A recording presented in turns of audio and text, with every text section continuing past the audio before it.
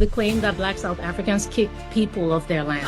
Once upon an African time, the Khoi and San people, or the Khoisan people, were the earliest known inhabitants of southern Africa. Bantu-speaking people who are modern black South Africans then migrated into the region. By the way, Bantu migration saw various African groups spreading throughout sub-Saharan Africa, including what is now South Africa. That was a natural African migration. So the claim that blacks aren't indigenous is a common apartheid-era argument used to justify land dispossession. History has always been about movement and adaptation. Many indigenous groups worldwide have moved, settled, and even displaced others. Native Americans are indigenous to North America, even though different tribes had arrived at different times. And I say this with all respect to Khoisan and Native Americans. You see, the Bantu and Khoisan coexisted for centuries, sometimes peacefully, sometimes in conflict, but they still shared the land, they intermarried, they influenced each other's cultures. The European colonizers who came centuries later, however, did not integrate. They took, divided, and dispossessed on a much larger scale.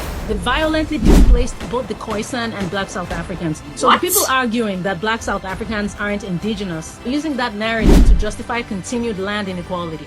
A couple of African stories ago, I talked about the Population Registration Act of 1950, which classified South Africans by race. Y'all remember the noise around Tyler's race? Exactly. That classification has caused so much tension among groups, even though colored people, black South Africans, and Khoisan descendants have far more in common than the system wants them to believe. The real enemy is not among these groups. It's the colonial system that divided them and the land inequality that still exists. And this brings me back to Orania. Orania is controversial because it only allows white Afrikaners to live there in a majority black country. Orania was created before apartheid ended, yet it still exists. Black South Africans are not allowed to live there or own property.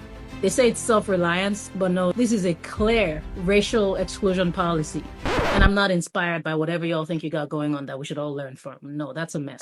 Finally, to Afrikaners, I don't think you are all racist. I have met some extremely kind Afrikaners, but many of you are quiet.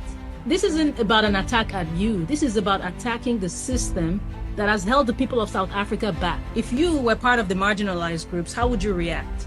You can't compare migration with conquest. You can't compare people moving across their own continents to those who crossed entire oceans. And yes, you do have a connection to the land because